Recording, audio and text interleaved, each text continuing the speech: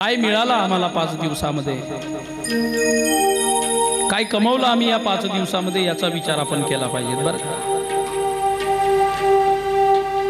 खरं तर आपण शेतात जरी गेलो तरी काय केलं याचा विचार करून घरी येतो, आणि काही जर कमी काम झालं असेल तर घरी आल्यावर म्हणतो कालच्या सारखं आज काम झालं। आणि शेतातून गेल्यानंतर सुद्धा आपण रिकामे हाताने येत असताना काहीतरी आणतो, संध्याकाळच्या भाजीची व्यवस्था करतो आपण।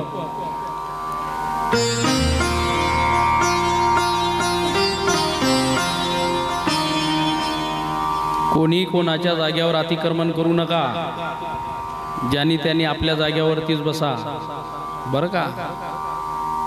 आता शासनाचा खूप मोठा कायदा निघणार आहे, अतिक्रमण करू नका, तसं इथेही अतिक्रमण करूच नका।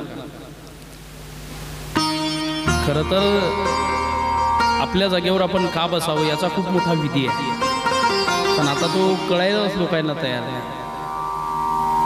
कारण ऐसी जगह पे बैठिए कोई ना बोले उठ,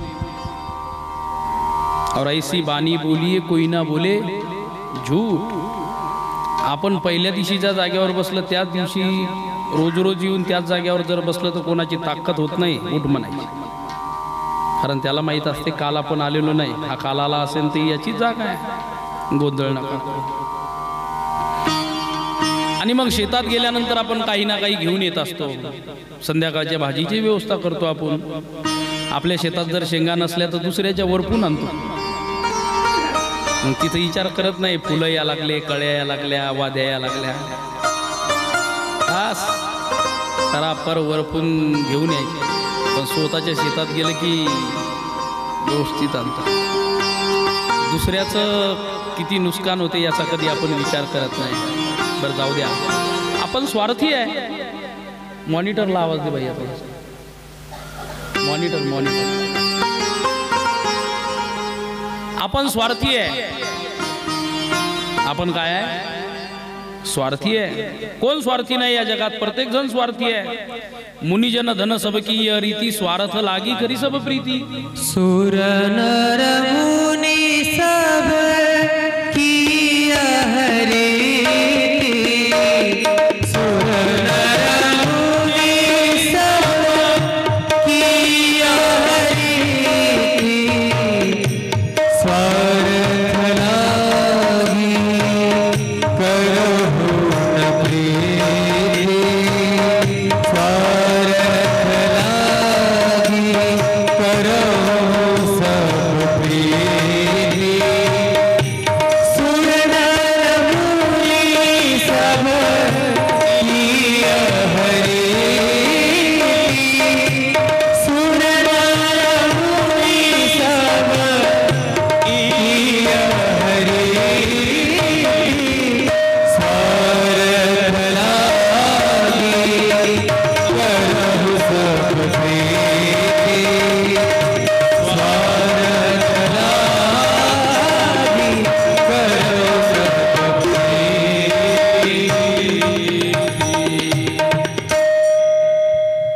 सुर नर मुनी सब की रीति, स्वार्थ लागी करी सब प्रीति।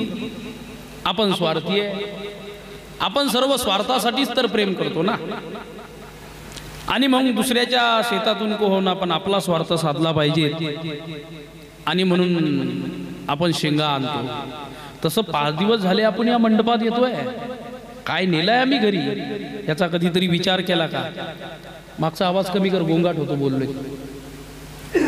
याचा विचार केलाय का आम्ही कधीतरी, की आम्ही 5 दिवस कथा ऐकतोय आणि 5 दिवसानंतर काय नेतोय आम्ही घरी, याचा विचार केलाय का? कोणी केलाय याचा विचार? कोणी हातवरती करा। का उगा आपलं 10:30-11ला यायचं, पंगत लागली की जेवायचं, 12 ते 5 कथा ऐकायची, पंगत लागली की जेवायचं आणि घरी जायचं। कहा गए ते कहा नहीं, क्या लाए कुछ नहीं, असं नाही झालं पाहिजे ना। एक बोलू तुम्हाला, अरे एखादी गाय, एखादी म्हैस रस्त्याने जर चालली आणि तिने जरी विष्ठा टाकली, गाई म्हशीने जरी विष्ठा टाकली, विष्ठा म्हणजे शेण टाकलं तर ते सुद्धा शेण खाली पडल्यानंतर नुसतं उचलल्यानंतर शेण येत नाही, तर ते शेण सुद्धा माती घेऊन उठतंय का नाही? नुसतं शेण येते का? ते शेण सुद्धा काही खालचे खडे घेऊन उठते, माती घेऊन उठते. त्या शेणाखाली काही कचरा पडला असेल तर तो कचरा घेऊन सुद्धा शेण उठते. मग शेण जर काहीतरी घेऊन उठत असेल तर आम्ही माणसं आहे ना, आम्ही माणसं आहे. आम्ही कथेतून जात असताना काहीतरी घेऊन गेलं पाहिजेत ना, काहीतरी घेऊन गेलं पाहिजे. आवाज खालच्यासारखा कर थोडासा, विको मला जाणवायला लागलं वेगळं. स्वर देत राहा सागर भैया. आम्हाला काहीतरी घेऊन आम्ही निघलं पाहिजे. कमी कमी कमी कमी काहीतरी घेऊन आम्ही निघलं पाहिजे. आणि मग शेण जर एखाद्या जमिनीवर पडलं तर ते काहीतरी घेऊन निघते. तर ही रामकथा आहे. या रामकथेने काहीतरी घेतलं पाहिजे. तुम्ही या रामकथेजवळ आलात ना तर काहीतरी घेतलं पाहिजे. आता कोण काय घेते कोण काय घेते हा विषय मला सांगायचा नाही आहे, पण तुम्ही काहीतरी घेतलं पाहिजे हीच माझी विनंती आहे. 5 दिवस झाले दादा हो कथेला, कमी नाही आहे. 5 दिवसाचा विचार करा, कमी नाही आहे. जो समय को याद रखता है समय उसी को ही याद रखता है. जय हो. म्हणून वेळेला महत्त्व द्या. म्हणून एक म्हण आहे, पैशापेक्षाही महत्त्वाची वेळ आहे. Time is money, money is time. आणि ज्यांनी ज्यांनी वेळेचं महत्त्व जाणलं त्याच्या जीवनामध्ये एक विशेष इतिहास घडला. मला तिकडे जायचं नाही. आम्हाला वेळेचं महत्त्व नाही.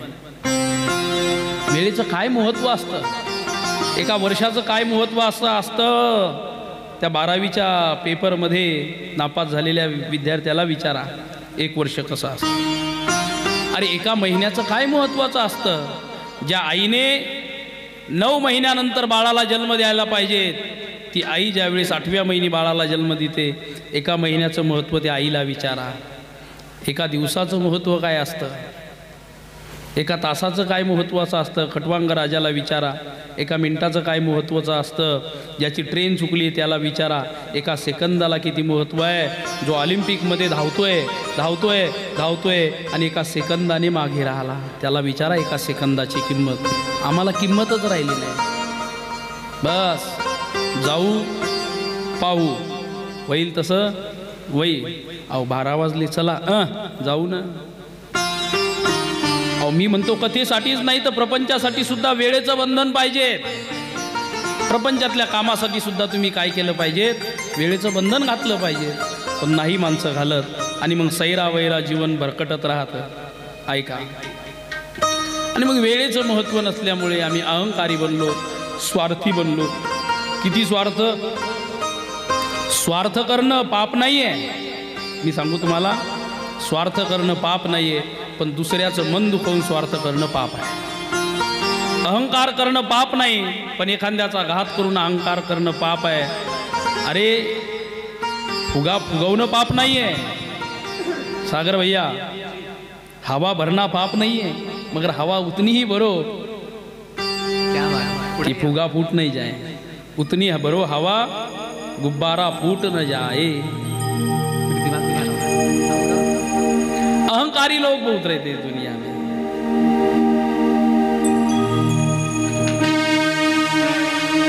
कर्म करो जिंदगानी में पत छूटे ना. कर्म करो जिंदगानी में पत छूटे ना. उतनी भरो हवा गुब्बारा फूटे ना. उतनी भरो हवा गुब्बारा फूटे ना. उतनी भरो हवा गुब्बारा फूटे ना. हे कर्म करो जिंदगानी में पत छूटे ना. हे कर्म करो जिंदगानी में पत छूटे ना. उतनी भरो हवा गुब्बारा फूटे ना. उतनी भरो हवा गुब्बारा फूटे ना. उतनी भरो हवा गुब्बारा फूटे ना. कर्म करो जिंदगानी में पत छूटे ना. उतनी भरो हवा गुब्बारा फूटे ना. गुब्बारा माने फुगा. फुगा फुगवता का नाही तुम्ही. लहानपणी कोणी कोणी फुगवले फुगे फुगवतात ना मुलं फुगे. म्हाताराही आता फुगे फुगवून देतो, कारण आता आवाज आहे तोंडात. पण एवढाच फुगा फुगवला पाहिजे की तो फुटला नाही पाहिजे. तसं प्रपंच एवढाच सांभाळा की जो व्यवस्थित दिसेल. काही काही माणसं एवढा फुगवायचा प्रयत्न करतात प्रपंच, आणि मग एक दिवस तो प्रपंच फुटतो. काल आपण कथेचं सुंदर श्रवण केलंय. आणि भगवान परमात्मा अरण्यात निघाले. बाल वृद्ध विवाहग्रह लगे लोग सब सात, तमसा निवास किए प्रभु प्रथम दिवस रघुनाथ. पहिल्या दिवशी भगवान परमात्मा कुठे थांबले तर महाराज म्हणतात तमसा नदीच्या काठावरती. तमसा नदीच्या काठावरती का थांबले तर अयोध्येतली लोक भगवंताच्या पाठीमागे सर्वच निघाली होती. मग कोण राहिलं होतं अयोध्येमध्ये तर अयोध्येमध्ये फक्त दोन व्यक्ती होते. कोण कोण? एक वृद्ध होते आणि एक बालक होते. वृद्ध म्हणजे ज्यांना चालता येत नव्हतं, आणि बालक होते ज्यांना पाळण्यातून खाली येता येत नव्हतं. दोनच लोक. बाकी पूर्ण अयोध्या रामाच्या सोबत होती. रघुपती प्रजा प्रेम रस देखी, हृदय हर्ष दुःख भयहु विशेषी. भगवंताने ती प्रजा पाहिली. प्रजा भगवंताच्या सोबत आहे. काल प्रजा म्हणत होती देवाला नका जाऊ नका जाऊ नका जाऊ. कौसल्या म्हणत होती देवाला हे रामा हे रघुनंदना नको जाऊ वना, मज आला प्रेम पाहना पाजू कवना सांगा आता. कौसल्या देवाला म्हणत होती रामा जाऊ नको. प्रजा नाही नाही म्हणत होती. कौसल्या ही देवाच्या सोबत निघाली होती. ऐका आता भाव सांगतो तुम्हाला.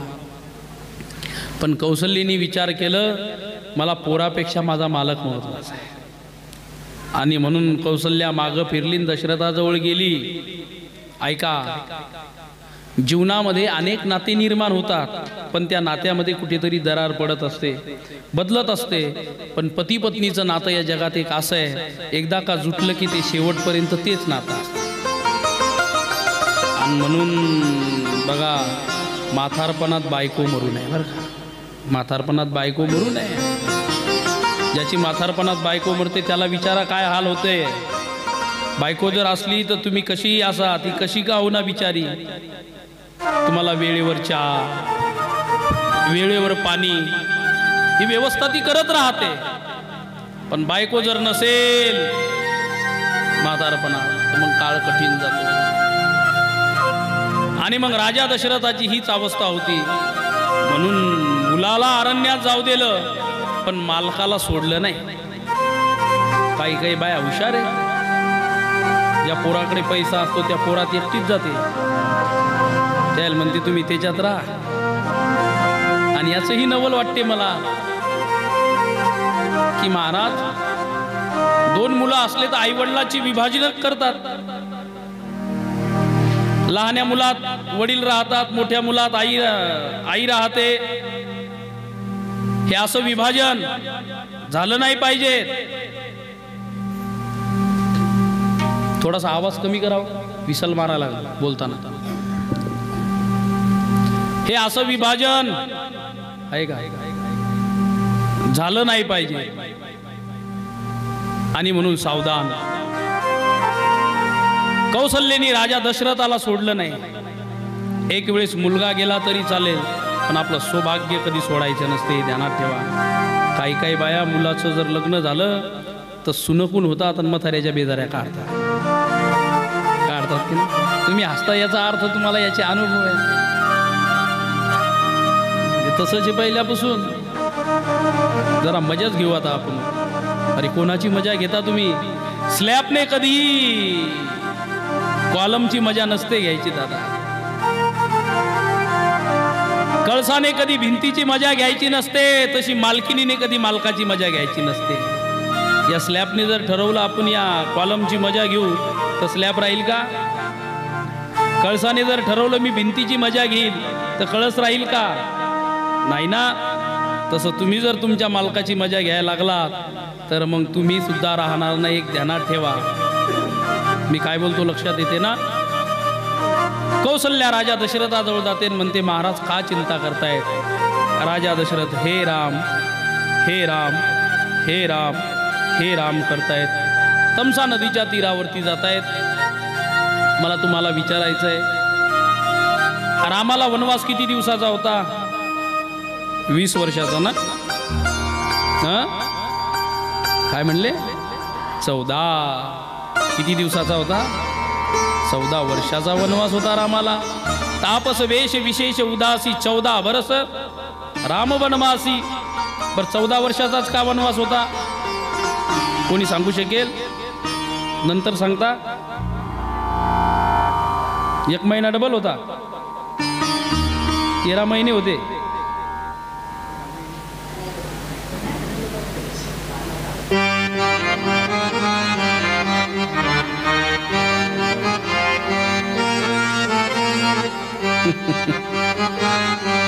मग गोस्वामीजी खोटं बोलतायत? गोस्वामीजी खोटं बोलणार नाहीत. तापस वेश विशेष उदासी 14 बरस ही राम वनवासी. 14 वर्षाचा वनवास होता. खरं सांगू तुम्हाला, आता कैकेयीच्या हातामध्ये होतं वर मागण्याचं. आता कैकेयीने जर ठरवलं असतं तर कैकेयी म्हणू शकली असती, रामाला वनवास हा 51 वर्षाचा द्या, रामाला वनवास हा 75 वर्षाचा द्या, रामाला वनवास हा आयुष्यभराचा द्या, असं म्हणू शकली असती. पण कैकेयीने 14 वर्षाचाच का वनवास मागितला? याची काही कारणं आहेत.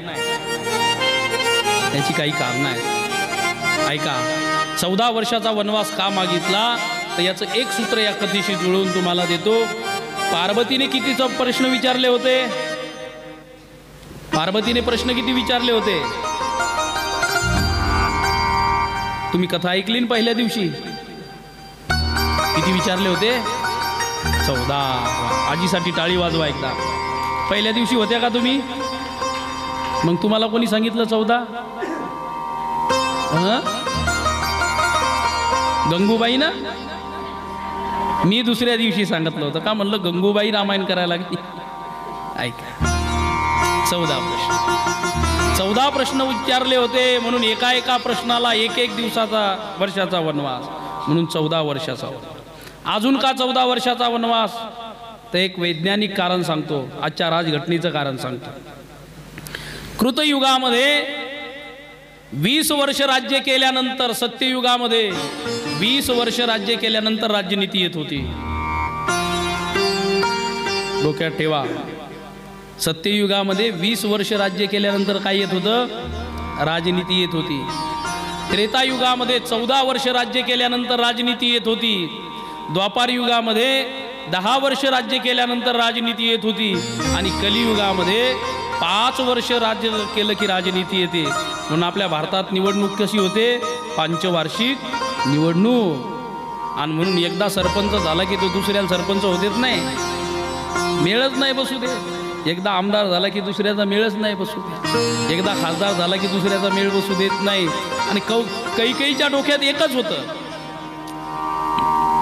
कैकेयीच्या डोक्यात काय होतं की एकदा जर भरत गादीवर बसला आणि एकदा 14 वर्ष त्यांनी राज्य केलं की पुन्हा भरत रामाला गादीवर बसू देणार नाही.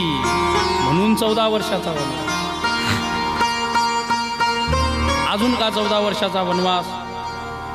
तर राजा दशरथ ज्यावेळेस कैकेयीकडे गेले होते तिथून पुढे फक्त 14 घटिका राहिल्या होत्या सूर्य निघण्यासाठी.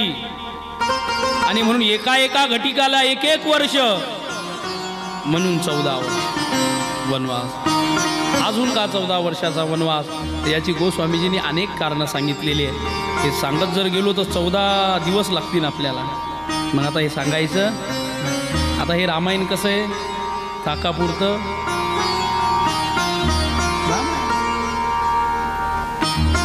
रामायण म्हणजे एका मुलीला रामायण यायचं, ती सांगायची. आदो राम तपोवनादिगमनम अथवा मृग कांचनम वैदेही हरणम जटायु मरणम सुग्रीव संभाषणम. मग ती युद्ध राम असं. आदो राम तपोवनादिगमनम हत्वा मृगा कांचनम वैदेही हरणं जटायुमरणं सुग्रीवसम्भाषणम् बालिनिग्रहणं समुद्रतरणं लङ्कापुरीदाहनं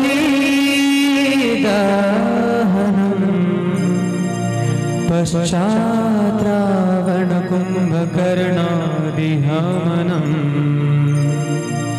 एतद्विरामायणम्। बोल सियावर रामचंद्र भगवान की जय। मग ते माथारीकडं ती ताक आणायला जायची. ताक माथारी ताक का द्यायची? तई रामायण सांगते म्हणून. मथारी जोपर्यंत त्याच्यात ताक टाकत नाही ताक भांड्यात तोपर्यंत पोरगी रामायण सांगायची. आणि ताक टाकलं की पोरगी निघायची. ती म्हणायची अजून सांग ना. ती म्हणायची बस झालं ताकापुरतं रामायण. आता हे ताकापुरतंच चालू आहे. तसं रामायण सांगायचं असेल तर वर्षानुवर्ष लागतील. एक एक चौपाई गोस्वामीजीची भाव पूर्ण आहे. ती आपल्याशी बोलते. मला तर खरं एखादी चौपाई सुटायला लागली की ती चौपाई म्हणते महाराज मी काय दोष केला तुम्ही मला सोडून पुढे चालला. पण मी तिला विनंती करतो आज तुला सोडतोय पण नक्की पुढच्या वेळेला तुझं मी चिंतन करीन. तुला नाही सोडणार. आणि इथं जरी नाही झालं तरी आळंदीत जाऊन तरी मी तुझं चिंतन करेन. म्हणून चौपाई एक एक चौपाई अतिशय गोड आहे. आणि म्हणून ताकापुरतं रामायण नसावं. तर 14 वर्षाचा भगवंताला वनवास मिळाला. भगवान परमात्मा वनात ज्यावेळेस निघाले ना तर पूर्ण अयोध्यावासी वनात निघाले. आणि मग या अयोध्यावासियांना सोबत घ्यावं तर वनवास होणार नाही. आणि वनवासाची जी विधी कैकेयीने मांडलेली आहे ती कशी आहे? तापस वेश विशेष उदासी 14 बरस ही राम वनवासी. तपस्व्याचा वेश असावा आणि विशेष उदासी असावा. आता संन्यासी आहेत. संन्यासी नाहीत का? आहेत ना. पण ते तुमच्या दारात येतात तुम्हाला भिक्षा मागतात. काही काही वनवासी जंगलात राहतात पण तिथे आश्रम बांधतात. काही काही वनवासी गावागावाने फिरून उदरनिर्वाह करतात. पण काही काहीने आड घालतानाच अशी घातली की तपस्व्याचा म्हणजे संन्याशाचा वेश धारण करावा. पण कसा? विशेष उदासी. विशेष उदासी त्याला म्हणतात. तो 12 वर्ष बाहेर पडत नाही. किती वर्ष? 12 वर्ष.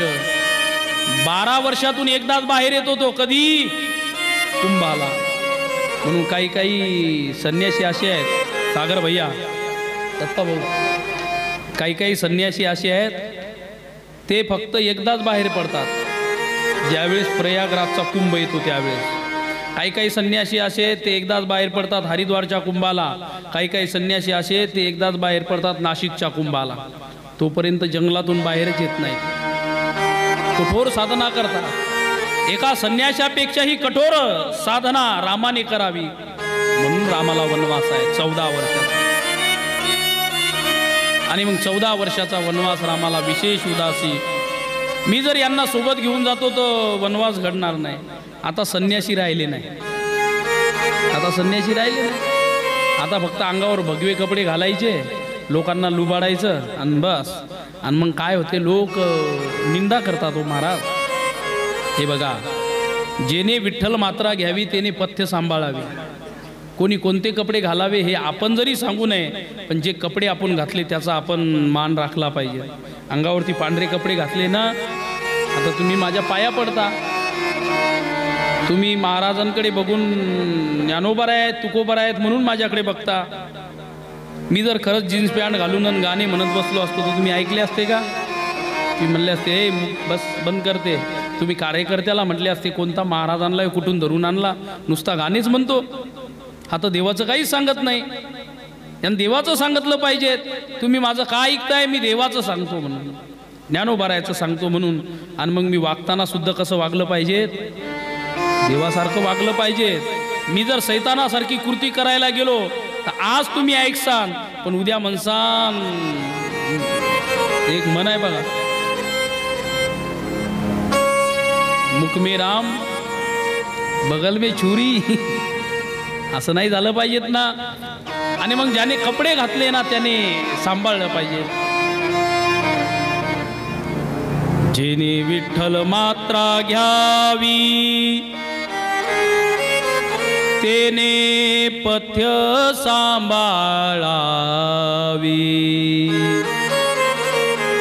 जेने विठ्ठल मात्रा घ्यावी त्याने पथ्य सांभाळावी. माळकऱ्याला विनंती आहे माझी, माळी घालू नका. तुम्ही माळी नाही घातल्या तर काय भारत देश बुडणार नाही, आणि तुम्ही माळी घातल्यात काय तो वरी जाणार नाही. भारत देश माझा सुंदर आहे, सुंदर राहणार आहे. तुम्ही उग माळी घालून वारकरी संप्रदायाचा आणि हिंदू सनातन धर्माचा अपमान करू नका. काही काही माळकरी पाहिले महाराज, मग लोक म्हणतात ओ महाराज तुमचा ते माळकरी तर तिथं होता. कुठं? ते लाल स्टिकर हिरवं स्टिकर लागलेली ती बाटली दाखवलेली BR तिथं. कळालं तुम्हाला? लोक तुम्हाला म्हणत नाही, लोक बोलत असताना म्हणतात ओ महाराज तुमचा, ओ महाराज तुमचा माळकरी, असं म्हणत नाही. महाराज त्या नावाचा पोरगा. ज्यावेळेस तुम्ही माळ घालताय त्यावेळेस तुमची माळ म्हणजे पूर्ण संप्रदाय असतो, हे ध्यानात ठेवत जा. पूर्ण संप्रदाय असतो. जशी एखादी स्त्री मंगळसूत्र घालून कुंकू लावून घरातून बाहेर पडते, ते मंगळसूत्र म्हणजे सोनं नाही, काळे मणी नाही, त्या अख्ख्या घराची इज्जत घेऊन फिरत असते ती. ध्यानात ठेवत जा. अख्ख्या घराचं कुंकू घेऊन एखाद्या सुनेन जर चुकीचं पाऊल उचललं तर लोक असं म्हणत नाही त्या त्याच्या पोरीने उचललं, अरे त्या घरातल्या कुळातल्या ती त्या वाड्यातली. आणि म्हणून ज्याने मात्रा घ्यायची त्याने सांभाळलं पाहिजे ते. नाहीतर मग भगवे कपडे तर कुत्र्याला सुद्धा आहेत. भगवे तरी श्वान, भगवे तरी श्वान, भगवे तरी श्वान, भगवे तरी श्वान, भगवे तरी श्वान, भगवे तरी श्वान, भगवे तरी श्वान, भगवे तरी श्वान, भगवे तरी श्वान,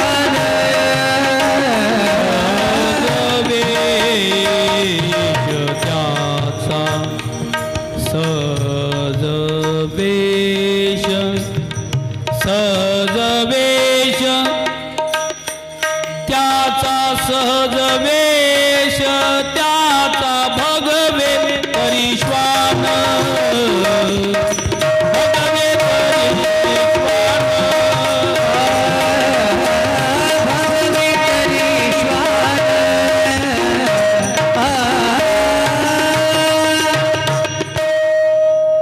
भगवे तरी श्वान. सहज वेश त्याचा. भगवत मग कुत्र असते, मग त्याला संन्यासी म्हणतो का आपण? नाही ना. कपडे घालत असताना विचार करा, माळी घालत असताना विचार करा.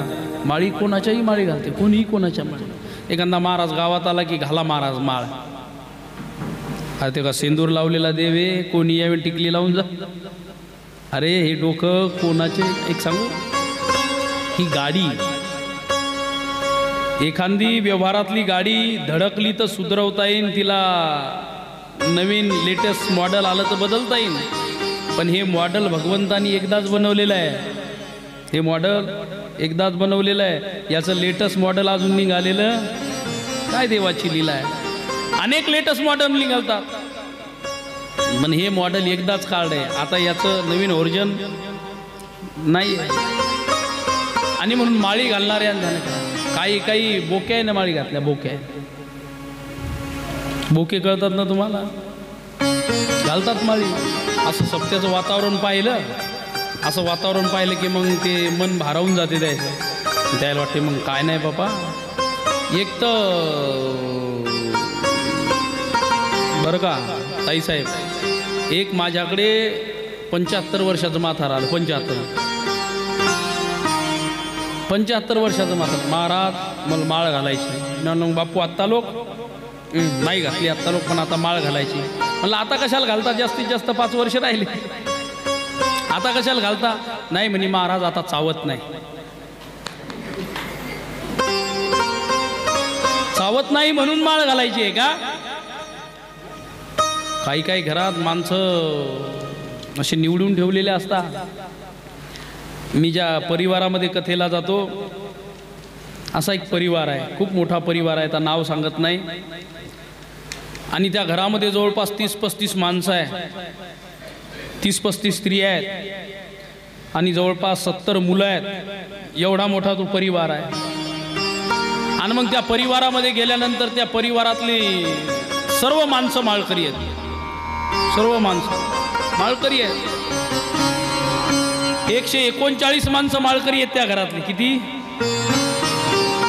139 माणसं माळकरी आहेत. एकाच गड्याला माळ नाही. मग मी म्हणलं अहो यायला माळ घाला. त्या घरातले काय म्हणले माहिती आहे? महाराज हा पाहुण्यासाठी ठेवला, पाहुण्यासाठी. लक्षात आला असेल तुमच्या. मग जर एखादा रविवारचा पाहुणा आला तर त्याच्यासाठी हा बघा. माळ कोणाच्या दडपणाखाली, कोणाच्या बोलण्याने आणि एखाद्याच्या सांगण्याने किंवा जगाने चांगलं म्हणावं यासाठी माळ घालूच नका. तर तुम्हाला ती माळ सांभाळता येत असेल तरच माळ घाला, नाही तर माळ घालू नका बरं का. ऐका काय झालं.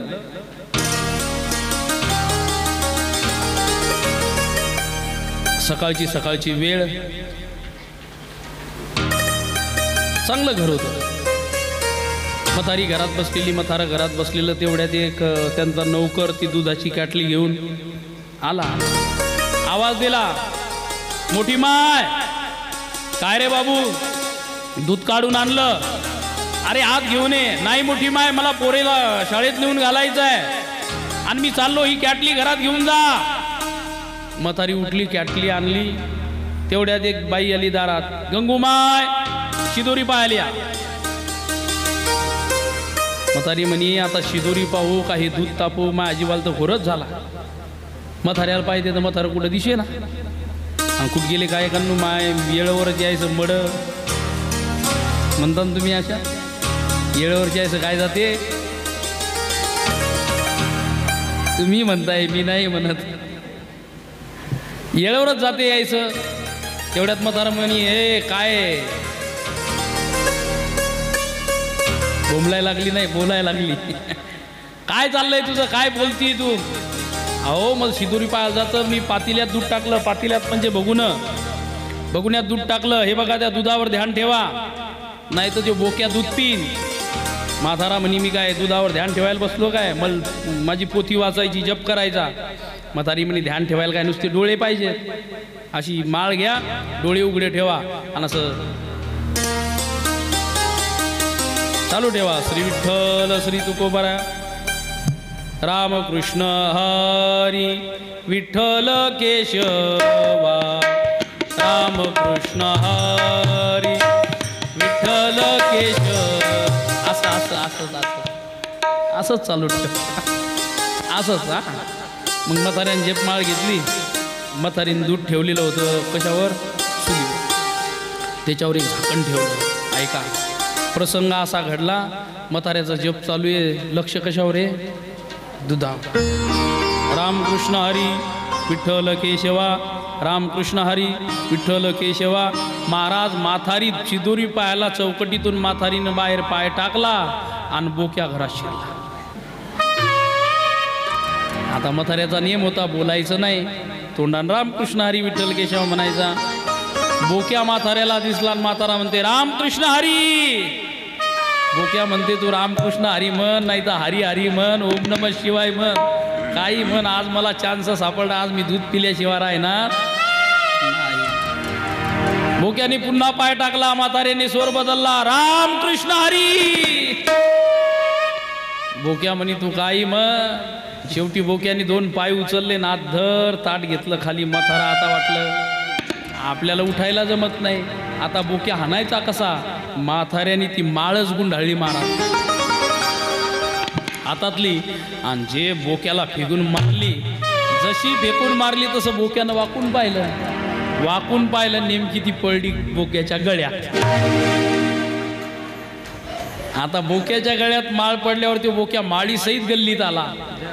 आणि मग उंदरायने एकच जे काय केला, बोला पुंडली गवरदा हरी विठ्ठल श्री ज्ञानदेव तुकाराम पंढरीनाथ भगवान की जय. माऊली ज्ञानेश्वर महाराज की जय. बाकीच्या उंदराने विचारलं, अरे झालं काय? म्हणले बोक्याने माळ घातली. कोणा माळ घातली? बोक्यानं माळ घातली. ते म्हणले वा वा वा वा वा, बोक्यानं माळ घातली म्हणजे आपल्या उंदीर कुळाला आता कोणाची भीती राहिली नाही. पण त्याच्यातला एक हुशार होता, म्हणजे बापरे आपला याच्यावर भरोसाच नाही. हे निवडणूक आली, ही निवडणूक आली, एखाद्याचं लग्न आलं की याचं काम म्हणजे माळ कुटीला. आता लक्षात आलं. अशा बोक्यापासून सावध राहा. असे बोके महाराष्ट्रात भरपूर फिरायला लागलेले, जे दिसताना माळकरी दिसतात पण घात करतात बरं का ताई, घात करतात. म्हणून माझी विनंती अशा बोक्याला, तुम्ही बोक्याहून फिरा, उंदरं तुमच्यापासून सावध राहतील.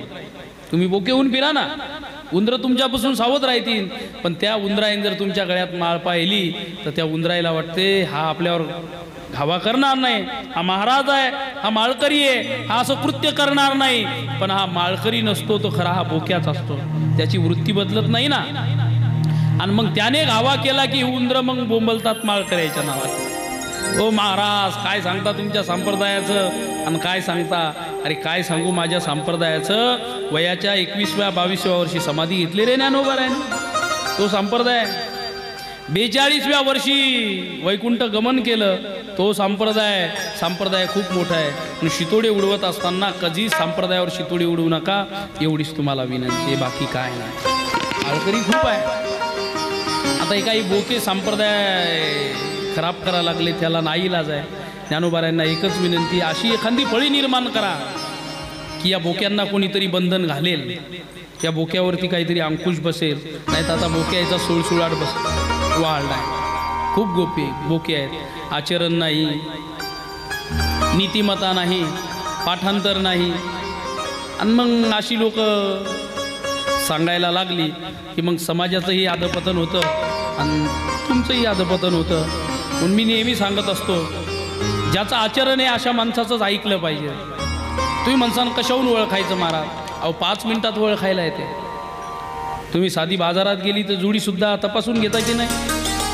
मेथीच्या जुडीत जर तुम्हाला गांजर गवत दिसलं, तुम्ही लगेच बोलता, ए मामा जरा नीट मेथीच्या जुड्या बांधत जा, याच्यात किती गांजर गवत आलं हे जरा तपासून करत जाणार.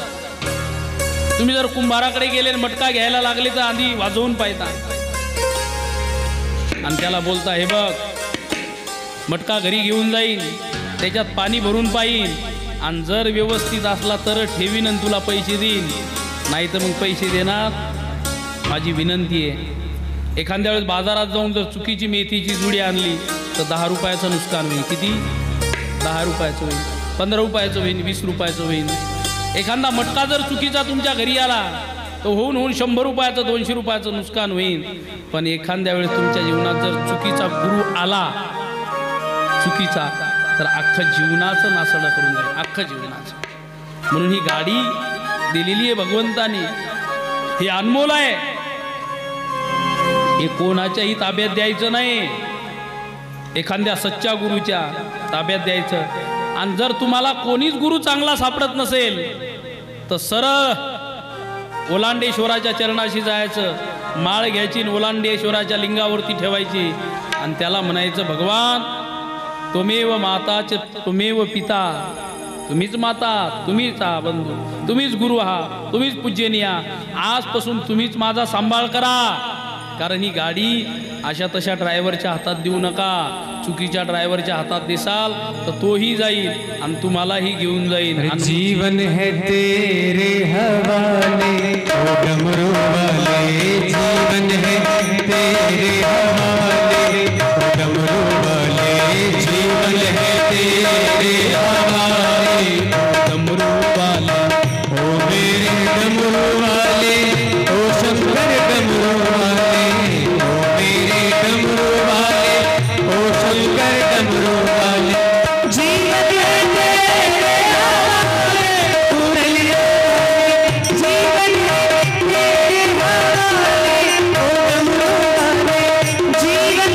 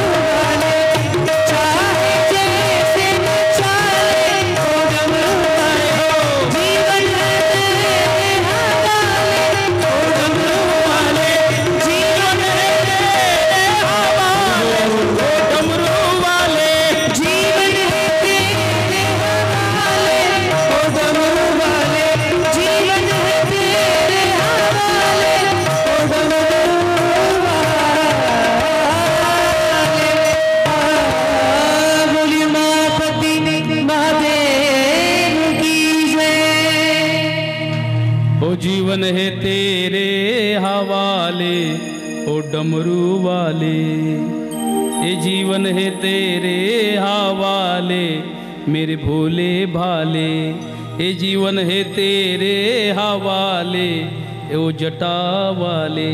जय हो। कोणाच्या हातात जीवन द्यायचं? हे बघा, एखादी वस्तू एखाद्या योग्य माणसाच्या हातात दिली, त्याला जर त्याचं ज्ञान असलं तरच ते व्यवस्थित चालवेल. आता तबला दत्ता महाराजांना वाजवता येतो, म्हणून त्यांच्याकडे तबला दिला तर ते व्यवस्थित वाजवतील. आता ज्याला वाजवायता येत नाही तो फोडून टाकेल त्याला. कीबोर्ड सागरजीला वाजवता येतो, ते गोड वाजवतात. आता हे चिपळे आहे, आता हे मला वाजवता येतात, मीच वाजवतो. काही काही आशे वाजवतात चिपळ्या आशा. अरे का परात वाजवायला लागला काय काय बघा. म्हणून हे जीवन आहे, त्याला कसं घडवायचं, त्याला कसं सुंदर त्याची स्वर बाहेर या जीवनातून काढायचे हे भोले बाबाला माहीत आहे. म्हणून ध्यानात ठेवा, पुन्हा पुन्हा नाही. मनुष्य जन्म अनमोल रे, माती में ना रोल रे, अब तो मिला है फिर न मिलेगा कभी नहीं, कभी कभी नहीं. अब तो मिला है फिर न मिलेगा कभी नहीं, कभी नहीं, कभी नहीं.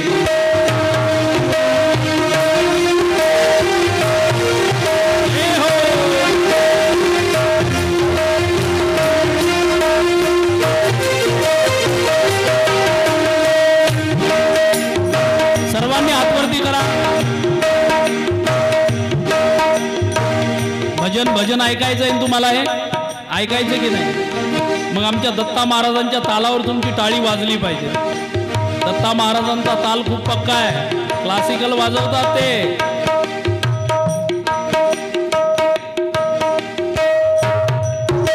पुण्याला क्लास केले त्यांनी. कुठे क्लास केले? पुण्याला.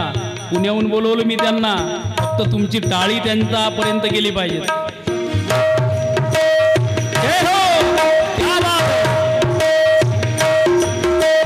मनुष्य जन्म अनमोल रे, माटी में ना रोल रे, अब तो मिला है फिर न मिलेगा कभी नहीं, कभी नहीं, कभी नहीं. मनुष्य जन्म अनमोल, टाळी टाळी, एक टाळी.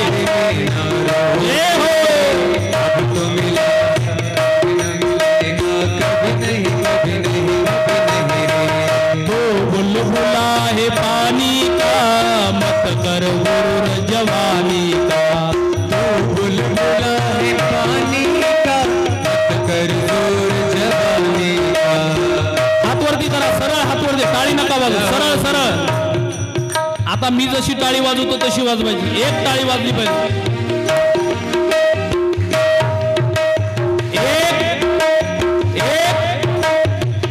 बुलबुला है पानी का, मत कर गुरूर जवानी का. बुलबुला है पानी का, मत कर गुरूर जवानी का. मनुष्य जन्म अनमोल रे, माटी में ना रोल रे, अब तो मिला है फिर न मिलेगा कभी नहीं, कभी नहीं, कभी नहीं रे. अब तो मिला है फिर न मिलेगा कभी नहीं, कभी नहीं, कभी नहीं रे. माटी में ना रोल रे, अब तो मिला है फिर न मिलेगा कभी नहीं, कभी नहीं, कभी नहीं. अब तो मिला है फिर न मिलेगा कभी नहीं, कभी नहीं, कभी नहीं. मनुष्य जन्म अनमोल रे, माटी में ना रोल रे, अब तो मिला है फिर न मिलेगा कभी नहीं, कभी नहीं, कभी नहीं रे. बघा काय गोड गाले मारा. मनुष्य जन्म अनमोल रे, माटी में ना रोल रे, अब तो मिला है फिर न मिलेगा कभी नहीं, कभी नहीं, कभी नहीं रे. तो बुलबुला है पानी का. बुलबुला म्हणजे पाण्यातला बुडबुडा असते की नाही, दगड टाकल्यावर बुडबुडे येतात. कौरक राहतो तो बुडबुडा, एकदा वरती येतो आणि लगेच फुटून जातो. तसं तुम्ही कधी फुटसान माहिती नाही, तुम्हीच नाही मी पण कधी फुटेल सांगता येत नाही. तू बुलबुला है पानी का मत कर गुरूर जवानी का. माणसं गुरूर करतात, लातन उडवत चालतात लोक. अरे ध्यान ठेव, उद्या या हातापायातलं बळ आपोआप कमी होत चालतं. ज्या हाताने लोकांना चापट मारली त्या हाताने जेवता येणार नाही उद्या तुला. आता बरं वाटते का? गुरूर करू नका. तू बुलबुला है पानी का मत कर गुरूर जवानी का. संपलंय, नष्ट होणार आहे. किती दिवसात आहे? काही काळापुरतं आहे. म्हणून देवाने दिलेलं आहे ते कोणाच्या तरी व्यवस्थित योग्य ठिकाणी घातलं पाहिजे. ताकद आहे ना तुमच्याकडे, योग्य उपयोग करा. नजर आहे ना तुमच्याकडे, योग्य उपयोग करा. पाय आहेत ना तुमच्याकडे, योग्य उपयोग करा. ज्या ज्या वेळेला ज्या ज्या वस्तूचा उपयोग योग्य करसाल त्याचं काहीतरी जीवनामध्ये घडेल दादा. म्हणून जव हे सकळ सिद्ध आहे, हात चालावया पाय तव तू आपले सोहित पाहे. तीर्थयात्रे जाये चुकू नको. चुकलं नाही पाहिजेत माणसाने. आणि मग अशा अशा काही गोष्टी आज दिसताना लोक दिसतात वेगळी. मी कालही तुम्हाला सांगितलं, कलियुगामध्ये जन्माला आलेली माणसं जो जन्मे कलिकाल कराला कर्तब बायक वेश मराला. दिसताना अशी बगड्यासारखे दिसतात. दिसताना कशी दिसतात? बगड्यासारखे. आणि कर्म करताना कसे करतात? कावळ्यासारखे. ऐका, तुमच्या अंगावर वस्त्र खराब असले तरी चालतील, फक्त तुमचे कर्म चांगले पाहिजे. तुमच्या चेहऱ्याला तुम्ही पावडर लावली नाही लावली तरी चालेल, फक्त तुमचे कर्म चांगले पाहिजे. तुम्ही गळ्यात माळ घातली नाही घातली तरी चालेल, पण तुमचे कर्म चांगले पाहिजेत. अरे तुम्ही पोथी वाचली नाही वाचली तरी चालेल, फक्त तुमचे कर्म चांगले पाहिजेत. नाही तर पोथी काय वाचतो, काय काय करतो, मग कर्म असे करतो. आरा आदत बुरी सुधार लो बस हो गया भजन. आदत बुरी सुधार लो बस हो गया भजन. मन के तरंग मार लो, मन के तरंग मार लो बस हो गया भजन. आदत बुरी सुधार लो. दृष्टि में तेरी दोष है, दृष्टि में तेरी मेरी तेरी मेरी. दृष्टि में तेरी, तेरी म्हणजे तुमची आणि माझी, तुमची सर्वांची. दृष्टि में तेरी दोष है, समता का अंजन मांझ लो बस हो गया भजन. आदत बुरी सुधार लो. दुनिया तुम्हें बुरा कहे पर तुम करो क्षमा. वाणी को संभाल लो बस हो गया भजन. आदत बुरी सुधार लो. वाह वाह, क्या बात है. टाळी वाजवा सागरजी सर. आदत बुरी सुधार लो. जय हो. काय बुरी आदत आहे? किती बुरी आदती आहेत आमच्याकडे? एक आहेत का? काही काही माणसं बुरी आदत म्हणजे एकदम बुरी. किती बुरी आदत आहे? कोणाला तरी वाईट बोलण्याची, कोणाकडे तरी वाईट नजरेने पाहायची. गळ्यात माळी घालतो, वाईट नजरेने पाहतो, माळी काढून टाक. चंदन लावतो, मुखातून शिव्या देतो, चंदन पुसून टाक. अरे तू टाळच वाजवला पाहिजेत म्हणून काय तुझ्या वाचून टाळ राहिलाय काय? तू जर टाळ वाजवत असेल आणि तुझी नजर जर चुकीची असेल तर तो टाळ टाकून दे. तो टाळाचा अपमान करतोय तू. आणि म्हणून मला असं सांगावं असं वाटतं, ऐका, हे आपण कुठेतरी थांबवलं पाहिजे आणि त्याला जबाबदार समाजही आहे बरं का. म्हणून खरं तर आपल्या इथली पंच कमिटी खूप चांगली आहे. त्यांनी कीर्तनकार घेत असताना कथाकाराची तसे मंडळी माझ्या पाठीमागे 3 वर्ष झाले होते.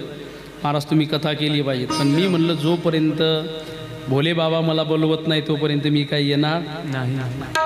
आणि यावर्षी खूप मोठी कथा नांदेडला नियोजन आमचं पूर्ण झालं होतं, पण वेळेवर ते थोडंसं त्यांनाही अडचण आली आणि म्हणून मी तुमच्याकडे आलो, नाही तर आज मी नांदेडमध्ये बसलेलो असतो.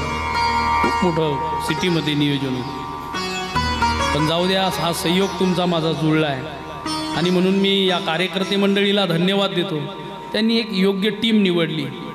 आता आम्ही चांगले आहे का नाही आहे हे तुम्हीच सांगू शकता. कोण सांगू शकते आम्ही चांगले आहे का नाही?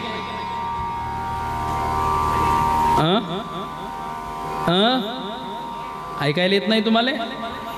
चांगले आहे, चांगले आहे, चांगले आहे म्हणते आजी. ऐकायला चांगलं येते. बर, तर मी चांगला आहे का सागर महाराज चांगले आहेत? अरे हा, सर्व सर्व सर्व चांगले. वा वा वा, धन्य झालो बरं का सागर भाई. बिलकुल धन्य झालो आपण. सर्व चांगले, सर्व चांगले. ऐका, मंडळाने सुंदर निवड केली. आज संप्रदायामध्ये अनेक वेशधारी तुम्हाला पाहायला भेटतील, पण ते संप्रदायाचा विचारच करत नाही. आणि मग अशा वेशधाऱ्याकडे पाहून चुकीचं कर्म झालं की मग लोक संप्रदायावरती उंगली उठवतात. माझी विनंती आहे, तुम्ही सावधान झालं पाहिजे. एखादा महाराज जर घरी बोलवायचा तर त्याचा आधी कुंडली काढलीच पाहिजे, काढलीच पाहिजे. तो 2 तास कीर्तन करतो, यापेक्षा तो 22 तास काय करतो याचा विचार तुम्ही केलाच पाहिजे. पण आता काय झालं, त्या यूट्यूबने एवढं खतरनाक काम झालं महाराज. ते 2, 3, 4 मिनिटाचं मस्त असं संगीत लावून बोलायचं आणि मग लोक म्हणतात नाही नाही तोच महाराज आपल्याला पाहिजे. आणि मग तो महाराज 5 मिनिटं बोलते चांगला, पण त्याला अजून अरे 2 तास बोलायचं. आणि मग तीच कार्यकर्ते मंडळी म्हणते अहो महाराज 35,000 दिले हो. आम्ही 1-1 रुपया लोकांचा 35 दिले, पण काय फेल गेला कार्यक्रम. अरे बाबा, साधना नसेल तर 2 मिनिटं बोलणारा पोपट सुद्धा गोड बोलतो चांगला. 2 मिनिटं पोपट सुद्धा बोलतो. ऐका, पोपट पंचित ज्ञानावाले आता एवढी निघले महाराज. आता तर नवीनच चालू झालं, बाल कीर्तनकार.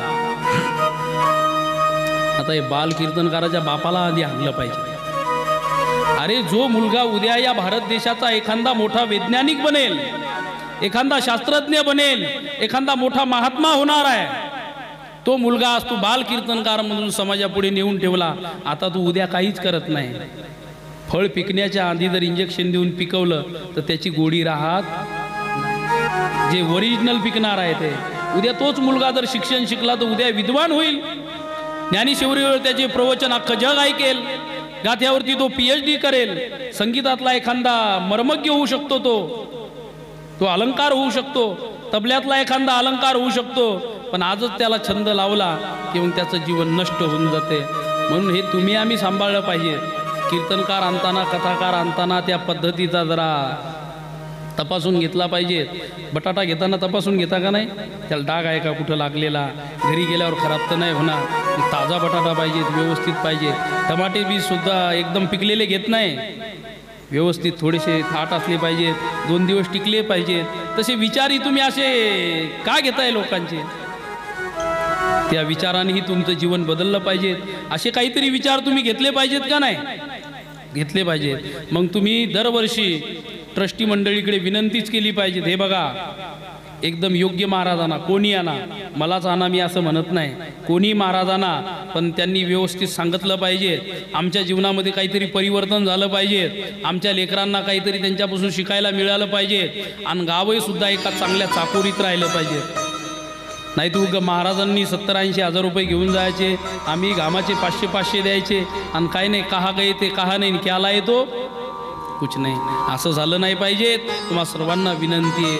आज भगवान वेश धारण केला भगवंताने, तपस्व्याचा भगवान निघालेले आहे. तमसा नदीच्या काठावरती भगवान आले. तमसा तीर निवास किये प्रथम दिवस रघुनाथ. पहिल्या दिवशी तमसा नदीच्या काठावरती भगवंतांनी निवास केला. महाराज म्हणतात, जोग सकल लोग भये भेरू जागे, सकल लोग भये भेरू जागे, सकल जोग भय भेरू जागे, सकल जोग भय भेरू गे रघुनाथ बहु अतिशोरू श्री रघुनाथ भयो अतिशोकू श्री रघुनाथ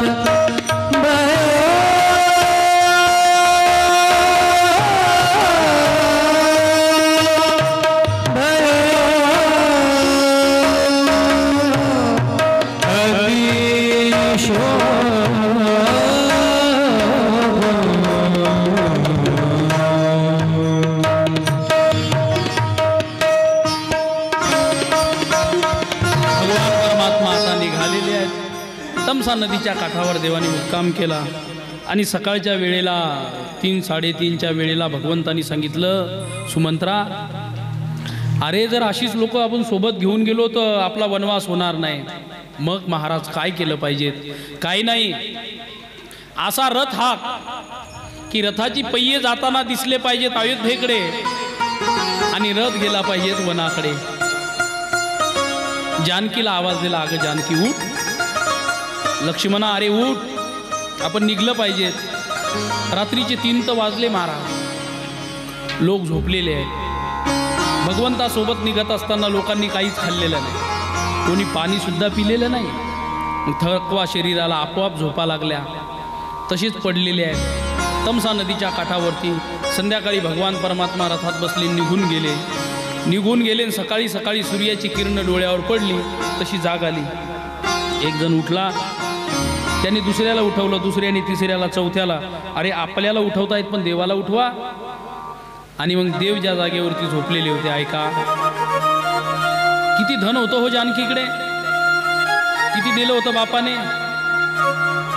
बरं, एका राजाची मुलगी होती जानकी, एका देवाची बायको होती, एका राजाची सून होती.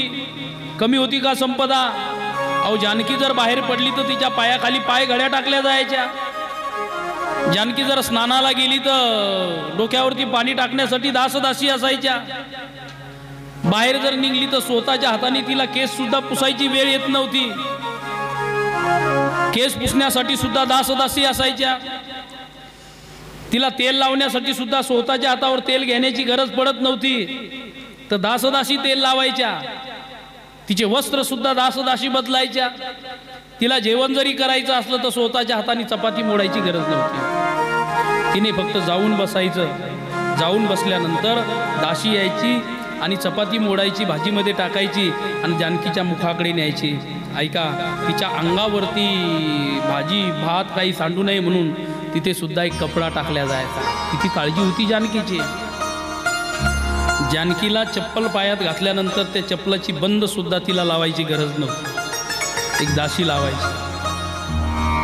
किती होतं. जानकीला पाणी जरी प्यायचं असलं तर हाताने ग्लास उचलण्याची गरज नव्हती, कोणीतरी ग्लास उचलून मुखाला लावायचं.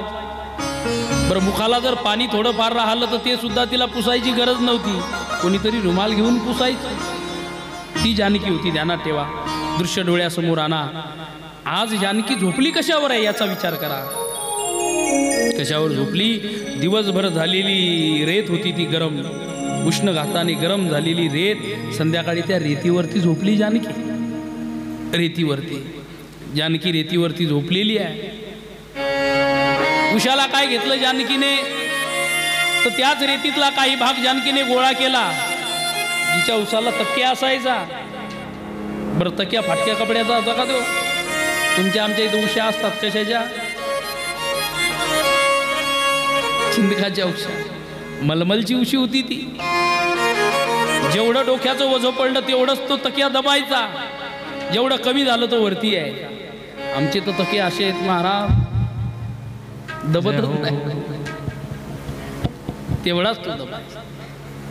आणि मग ती जानकी, मला एकच याच्यातून भाव सांगायचा आहे. खरं तर एखाद्या वेळेस तुमच्या मालकाकडे किती श्रीमंती आहे आणि एखाद्या वेळेस किती गरिबी आहे याचा विचार कधीच करू नका. एकच विचार करा, तुमचा मालक तुमच्या सोबत आहे. एकच विचार असू द्या ना. अरे लोक म्हणतात श्रीमंती म्हणजे झाडाची सावली आहे. मी म्हणतो झाडाची सावली नाही, झाडाची सावली तरी काही काळ एखाद्या वेळेस जाग्यावर राहते. मी तर म्हणतो श्रीमंती म्हणजे अरबाची म्हणजे या ढगाची सावली आहे. श्रीमंती कशाची सावली आहे? ही ढगाची सावली आहे. ढगाची सावली जास्त वेळ टिकून राहत नाही. पण श्रीमंती कधी येईल कधी जाईल याला काही सांगता येत नाही. पण श्रीमंती येते जाते म्हणून तुम्ही तुमचा विचार कधी बदलायचा नाही. तुम्ही शपथ घेता का नाही? आता ब्राह्मण काका शपथ देत असतात, मी माझ्या मालकाला रामासारखं समजील. आणि घेता वचन देते, मी माझ्या मालकाला रामासारखं समजील, रामासारखी त्यांची सेवा करील. त्यांच्या जीवनात श्रीमंती आली तर श्रीमंती सोबत राहील, आणि दुःख आलं तर दुःखासोबत मी त्यांच्या जीवनात सोबतच जाईन, सुख दुःखात सोबतच राहील. अशी शपथ घेता का नाही? कोणी कोणी घेतली होती शपथ? तुमचे लग्नच झाले नाही का काय? म्हणजे शपथ न घेताच आल्या का काय तुम्ही? मागं लागून नाही ना. शपथ घेतली, मीही घेतली होती, माझ्या बायकोनीही घेतली होती. शपथ घेतो आम्ही. आणि मालक सुद्धा, आता मालक कमी आहे इथं मालकीनीच जास्त आहे, कारण कारभार तुमच्या हातात आहे ना. इथं मालक लोक लय कमी आहे. तो मी शपथ घेतो, मी वचन देतो, मी माझ्या पत्नीला सीतेसारखं सांभाळीन. मी एक वचनी जरी नाही राहिलो, आता एक वचनी कठीण आहे, पण एक पत्नी राहील ही शपथ घेतो. मग शपथ घेत असताना रामाची शपथ तुम्ही घेताय, वागताय का तसं? खरं जानकीने घेतली होती, शपथ पूर्ण केली. रामाने घेतलेली शपथ पूर्ण केली. म्हणून आपण आज आधी बोलत असताना नुसतं रामाचं नाव नाही घेत, तर सीताराम म्हणतो. आणि जानकी संध्याकाळच्या वेळेला झोपलेली अशीच उठवली, निघून गेले. महाराज म्हणतात कुठे आले? तर निखाद राजाच्या नगरामध्ये आले. सीता सहित सचिवधू भाई सिंगवे पुर पोचे जाई. उतरे राम देवसरी देखी, उतरे राम देवसरी देखी. उतरे राम देवसरी देखी. उतरे राम देवसरी देखी. उतरे राम देवसरी देखी. कीन दंडवत हर्ष विशेषी.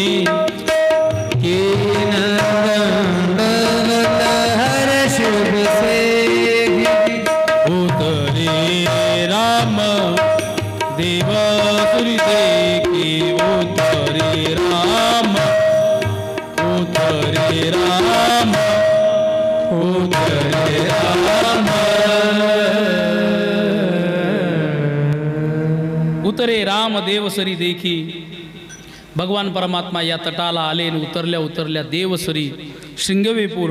शृंगवेपूर म्हणजे इथे निषाद राहतात. निषाद कोणाला म्हणतात तर निखादो जीव हिंसका. हा जो दुसऱ्याची हिंसा करतो त्याला निषाद म्हणतात. या गावाचं नाव शृंगवेपूर का पडलं तर असं म्हणतात, हा अरण्यामध्ये जाऊन याने जर एखादा प्राणी मारला तर त्याची सिंग घेऊन यायचा. सिंग घेऊन यायचा आणि आपली जी बॉर्डर आहे, आपली जी सीमा आहे, त्या सीमेवरती तो खोसायचा. आपण कुपाटी करतो का नाही? कुपाटी कळते ना तुम्हाला? तार कुंपावून घराला ग्राउंड, तसा तो आपल्या नगराला अशी सीमा तयार करू लागला. एक पक्षी मारला, एक पशु मारला की त्याची सिंग आणायची, तिथं खोवायची. अशी खवत अशी महाराष्ट्राने ती कुपाटीच तयार केली. कशाची? सिंगाची. म्हणून या गावाला नाव पडलं सिंगवेपूर. निखादो जीव हिंसका. निखाद कोणाला म्हणतात? जो दुसऱ्याची जीवाची हिंसा करतो तो निखाद आहे. अजून सिंगवेपूर नावाचा एक अर्थ आमच्या गुरुजीने सांगितला बरं. सिंग नाम अद्रक. अद्रकीला हिंदीमध्ये सिंग म्हणतात. आणि अद्रकीची खेती इथं जास्त बनत होती म्हणून त्याला सिंगवेपूर म्हणतात. भगवान परमात्मा आले म्हणून तो धावतच आला. लखन सचिव सिये प्रणामा. सबई सहित सुख गायु रामा. गंग सकल मृद मंगल मूला. सब दुःख करी हरणी सब शूला. या गंगेच्या तटावरती तो बसलेला आहे आणि महाराज म्हणतात आल्यानंतर काय झालं, सचितानंदमय कंद भानुकुलकेतू चरितकंद नरहू संसार सागर हेतू. त्याने देवाला पाहिलं आणि देवाला पाहिल्यानंतर धावतच आला आणि तो भगवंताला म्हणतो, भगवान तुम्ही काय चिंता करताय? अहो तुम्हाला दशरथानी नगरातून बाहेर काढलं ना, तर तुम्ही माझ्याकडे या. आजपासून या नगराचे राजे तुम्ही व्हा आणि आजपासून या नगराचा सेवक मी होतो. मित्र आहे, मित्र वनव्यामध्ये गारव्यासारखा, नाही तर मित्र वनव्यामध्ये पेट्रोल सारखा.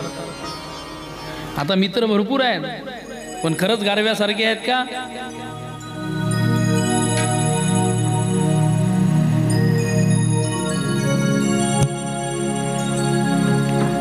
असं आहे. आता मित्र मैत्रीण चांगली पाहिजे. मला तर कधी कधी दुःख वाटते महाराज, एखाद्या कुकर्मामध्ये आपलीच मैत्रीण आपल्याला झोकते आणि तीच जुळवून देते. एखादा मित्र एखाद्या कुकर्मामध्ये आपल्याला झोकते, असे मित्र मैत्रिणी पाहिजेत नाही. तर निखात राजांनी सांगितलं, अरे छत्रपती शिवाजी महाराजांसाठी महाराज शिवा काशीदने आपले देह सोडला. काय मित्रत्व असेल, असा मित्र पाहिजेत ना. आणि मग त्यांनी सांगितलं, देवा तुम्ही. देव म्हटले नाही, 14 वर्ष ही राम वनवासी, मी 14 वर्षाचा वनवास भोगणार. मग देवा राहणार कुठं? हा जो वृक्ष आहे या वृक्षाखाली थांबतो आम्ही. रात्रभर भगवान परमात्मा त्या वृक्षाखाली थांबले. वृक्षाखाली थांबले. लखनजीने काही पत्ते आणले, काही पत्ते घेऊन आले. ते पत्ते आथरले असे, त्याच्यावरती काही गवताच्या काड्या टाकल्या लखनजीने, बारीक बारीक काड्या, आणि 2 मस्त असे गद्दे तयार केले, बेड तयार केले झोपण्यासाठी. एका बाजून माझा देव झोपेल आणि एका बाजून माझी आई झोपेल. मग तुम्ही म्हणाल महाराज लक्ष्मणजी, नाही नाही नाही, 14 वर्ष झोपला नाही गडी. आणि ज्याला आपलं लक्ष्य प्राप्त करायचं आहे त्यांनी झोपायचं नसतं. ज्याला विद्याध्ययन करायचं, ज्याचा कलेक्टर व्हायचं आहे, ज्याला जिल्हाधिकारी व्हायचं आहे, ज्याला पद भोगायचं आहे मोठं, ज्याला वाटत असेल माझ्या मागं पुढं गाड्या असल्या पाहिजेत, मी गेल्यावर लोकांनी मला सलूट ठोकला पाहिजे, मी गेल्यावर लोकांनी माना खाली वाकवल्या पाहिजेत, तर त्यांनी विद्याध्ययन करताना झोपलं नाही पाहिजे. नाही तर संध्याकाळी 10ला झोपतो, सकाळी 8ला उठतो. लोक तुला अशीच झोपवतील राजा. लखनजी झोपलेच नाही. संध्याकाळची झोप झाली आणि झोप झाल्यानंतर महाराज सकाळी भगवान उठले. ऐका, सकाळी सकाळी भगवान उठले तर भगवान परमात्म्याची रोजची सवय एकदम नाही जात, एकदम सवय जात नाही. उठले भगवान परमात्मा तसेच उभे राहिले. भगवंताला वाटलं एखादा दास धावत येईन. तो म्हणेल महाराज हा घ्या ब्रश. तो म्हणेल महाराज ही पाण्याची बादली मी आतमध्ये ठेवली आहे, हा टॉवेल आहे, तुम्ही तिकडे चला. पण भगवान परमात्मा 2 मिनिटं उभे राहिले आणि पुन्हा लक्षात आलं, आता मी अयोध्येत नाही वनवासात आहे. म्हणून ध्यानात ठेवा, जा तुम्ही कुठे आहे याची जाण ठेवत. दुसऱ्याच्या घरी गेल्यावर जास्ती मागणी करत जाऊ नका. लोक घरी जे भेटत नाही ते दुसऱ्याच्या घरी गेल्यावर मागतात. ध्यानात ठेवा. काय तुमचं, आम्ही तर लय भारी, तू सांगूच नको, तू शिळ्या भाकरी खातू अख्ख्या गावाला माहीत आहे. इथं आल्यावर नाटकं करू नको, तेलच द्यान कांदा द्यान. दुसऱ्याच्या पंक्तीला लय जोर असतो. आणि असंच असते का? भगवंतानी लक्षात घेतलं आपण कुठे आहे, आणि भगवंतानी सर्व मनातल्या मनात ठेवलं. भगवान परमात्मा गेले, एका लिंबाच्या वृक्षाची एक फांदी तोडली, त्याचं दातवण तयार केलं देवाने. आता जानकीने पाहिलं ते, माझा मालक जर दातवण तयार करत असेल तर मी पतंजली मागण्यात काही मजा नाही. जानकी गेली आणि भगवंताला मागते, मलाही दातवण द्या. जानकीनेही दातवण केलं, लक्ष्मणानेही दातवण केलं. ऐका, दातवण झालं. आता चहाची तलप रोजची, आणि इथे कोण चहा देणार आहे? भगवान परमात्म्यांनी सर्व आपले विषय, मनाला लागलेली सर्व चटक विसरून जायचं आहे आज. ऐका, सर्व विसरले भगवान परमात्मा, पण जानकीकडे बघायचे. जानकी काय म्हणते?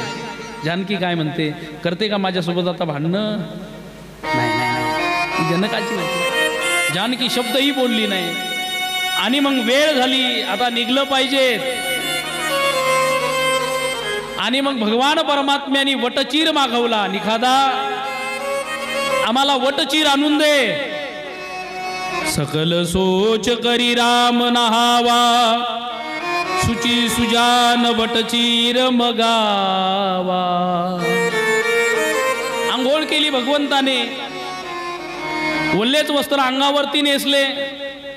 जानकीने सुद्धा स्नान केलं, तशाच वल्ल्या वस्त्रामध्ये जानकी आहे. लखनजीने सुद्धा स्नान केलं तर वल्लेच वस्त्र आहे. आता केस भगवान परमात्मा पाठीमागे फिरवू लागले, त्यामधून पाणी पडू लागलं. जानकीने सुद्धा केस घेतले, पाणी पिळलं. आता लक्षात आलं जानकीला किती कठीण असते जीवन. अगं रोज केसाला हात लावायची गरज नव्हती मला. रोज माझ्या केसासाठी नवीन टॉवेल असायचा, दासदासी असायच्या. पण आज कसे केस पिळावे सुद्धा जानकीला कळत. पिळत होती, पाणी पडत होतं, पिळत होती, पाणी पडत होती. भगवान परमात्मा जानकीकडे बघून हसू लागले. तेवढ्यात भगवंतानी वटचीर मागितला. महाराज म्हणतात अनुज सहित शिर जटा बनाये, अनुज सहित शिर जटा बनाये, अनुज सहित सिर जटा बनाए, अनुज सहित सिर जटा बनाए. देखी सुमंत्र नयन जल छाये, देखी सुमंत्र नयन जल छाये. भगवान परमात्म्याने आपल्या अनुजासहित म्हणजे लक्ष्मणासहित जटा बनवल्या. जटा वटचीर म्हणजे वडाचा तो चीक असतो. तो चीक भगवंतानी एका वस्त्र भांड्यामध्ये बोलवलाय आणि भगवंतानी तो वटचीर डोक्यात टाकला. इथून पुढे कंगवा मिळणार नाही, तेल मिळणार नाही, केसांसाठी आपल्याला काही मिळणार नाही, एखाद्या वेळेस पाणी मिळेल नाही मिळणार. म्हणून आजपासून आपण जटा बनवल्या पाहिजे. तो चीक डोक्यामध्ये टाकला आणि भगवंतानी जटा बनवल्या. जटा भावानी जटा बनवल्या म्हणून लक्ष्मणाने ही जटा बनवल्या. लक्ष्मणाने जटा बनवल्या म्हणून जानकीने सुद्धा पाहिलं, जर माझ्या मालकालाच तेल भेटणार नाही तर मी कुठून. खरं एक बोलू तुम्हाला, मालकीन म्हणते अहो ते आणा ना, मला केसाला लावायचंय. तो म्हणते अगं माझ्याच केसाला मी तेल लावत नाही तर तू. ते म्हणते तुमचं नका सांगू, मला पाहिजे. कुठे जानकीचे विचार आहेत, कुठे आमचे विचार आहेत. हे दृश्य ज्यावेळेस सुमंत्रांनी पाहिलं ना, सुमंत्राच्या डोळ्यात पाणी आलं. सुमंत्र म्हणतो हीच ती पोरगी आहे का जिच्या पायाखाली पाय घड्या असायच्या? हीच ती पोरगी आहे का जी दासदासी सेवा करायचे? हीच ती पोरगी आहे का? देखी सुमंत्र नयन जल छाये, देखी सुमंत्र नयन जल छाये. म्हणतात अगं जानकी तू नको टाकू डोक्यामध्ये वटचीर. तुझ्या केसांना तो सहन होणार नाही, तुझ्या त्वचेला तो सहन होणार नाही, तुझे केस तुटतील त्याने. जानकी म्हणते काय असे केस करायचे मला? हे माझ्या मालकासोबत राहू शकत नाही, तुटले तरी चालतील पण मी वटचीर माग टाकणार. अगं जानकी तुझ्या त्वचेला ते सहन होणार नाही. जानकी म्हणते त्वचेला जरी सहन नाही झालं तरी चालेल, फक्त माझ्या चारित्र्याला दाग नाही लागला पाहिजे. आणि मग जानकी बनवते हृदय दारुण अति बदन मलिना, कह कर जोरी बचन आति दीना. कह कर जोरी बचन अति दीना. विनंती करतायत सुमंत्र, बनहु देखी ससुराही नहाई आने हु फेरी बेगी दो भाई लखन राम सिंह अनेक फिराई संशय सकल संकोच कराई. सुमंत्र म्हणतात अगं जानकी तू माझं ऐक, हे तुला सहन होणार नाही. अरण्यामध्ये कधी कधी पाऊस जर लागला तर महिना महिना पाऊसच येतो. नदीला पूर आला तर तुम्हाला एकाच जागेवर लटकून बसावं लागेल. अरण्यामध्ये कधी साप निघतात, कधी विंचू निघतात. पावसासोबत कधी कधी गाराही येतात. तुला सहन होणार नाही जानकी. आणि राजा दशरथांनी मला असं सांगितलेलं आहे की 2 दिवस तुम्ही रामाला रथात फिरवा वनात आणि 2 दिवसांनी परत घेऊन या. मी रामाला विचारलं तर रामाने सांगितलं मी येत नाही. मी लक्ष्मणालाही विचारलं, तोही येत नाही. मला राजा दशरथांनी सांगितलं माझा राम हट्टी आहे, राम ऐकणार नाही. राम नाही आला तरी चालेल. कोण म्हणते? राजा दशरथ. सुमंत्रा राम येणार नाही, राम ऐकत नाही, राम हट्टी आहे, तो वचन पूर्ण करणार. म्हणून राम नाही आला तरी चालेल, तू लक्ष्मणाला बोल. आणि लक्ष्मण जरी नाही आला तरी चालेल सुमंत्रा, पण माझ्या सुनेला वापस घेऊन ये. तिला नाही रे जुळणार, ती खूप कोवळी आहे. तिला नाही चालता येणार रस्त्याने, तिला नाही सहन होणार गार पाणी, तिला नाही होणार ती उष्ण हवा, तिला नाही सहन होणार ती गार हवा. अरे एखादी पाकळी जरी जोराने उडून आली तर तिच्या शरीरावर लागली तर तिचा शरीराची तळतळाट होते. तिथं फांद्या येतात तुटून, गारा येतात. अरे जाऊ दे, याचं काही असू दे, ती सहन करेल रामासाठी. पण एक दिवस जर राजा जनक माझ्याकडे आले आणि त्यांनी जर मला विचारलं माझी लेक कुठे आहे, तर कोणत्या तोंडाने जाऊ मी जनकासमोर? तू जानकीला घेऊन ये बरं का, तू जानकीला घेऊन ये. आणि म्हणून माझी विनंती आहे साहेब तुम्हाला, सीते जानकी, मी तू विनंती करतो तुला की तू माझ्यासोबत आता रथात बसून आलं पाहिजे. जानकी म्हणते महाराज तुम्ही याला ओळखलंच नाही, तुम्ही मला ओळखलंच नाही. सुमंत्राचं उत्तर अतिशय गोड आहे. सुमंत्र म्हणतो जानकी ओळखायला वेळ तरी कुठं भेटला ग? अगं 2च तर दिवस झाले तू या राजवाड्यात आली होती. आणि 3ऱ्या दिवशी राजाने प्रस्ताव मांडला.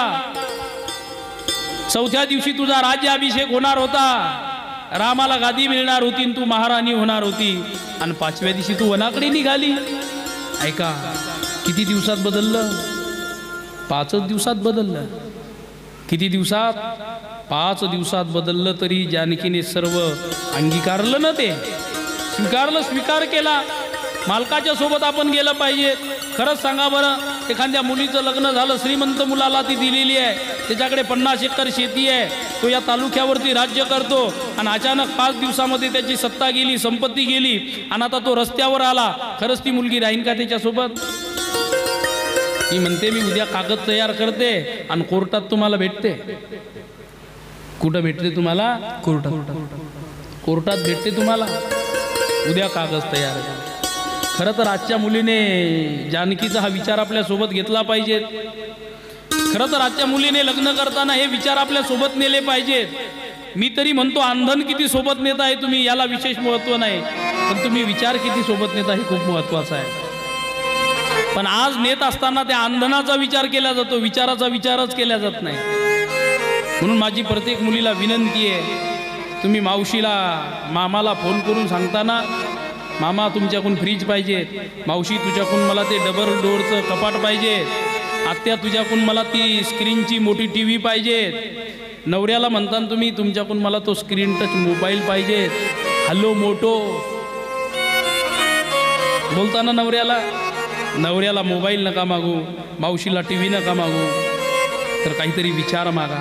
मावशीला कधीतरी जवळ घेऊन बोला ना, मावशी खरं सांग बरं, लग्न झाल्यावर मालकाला कसं सांभाळलं पाहिजे, सासूला कसं सांभाळलं पाहिजे, सुनेला कसं सांभाळलं पाहिजे.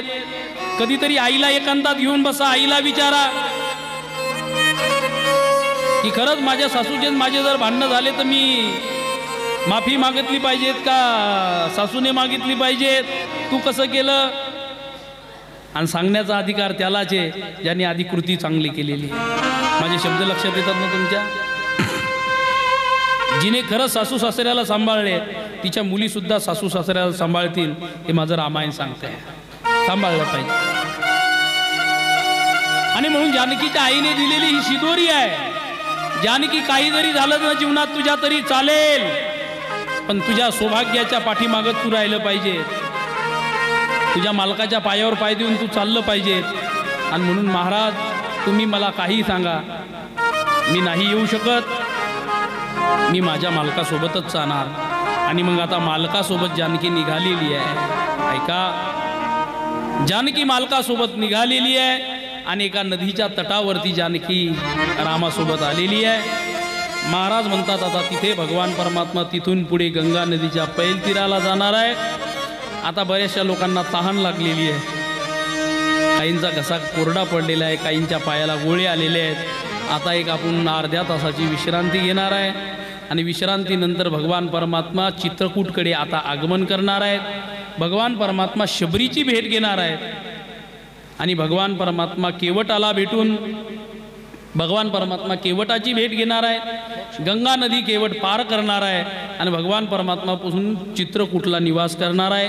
चित्रकूट निवासपर्यंत आपण कथा ऐकणार आहे. बोल सियावर रामचंद्र भगवान जय. ओम नमः पार्वती पतये हर हर महादेव. ओम नमः पार्वती पतये हर हर महादेव. ओम नमः पार्वती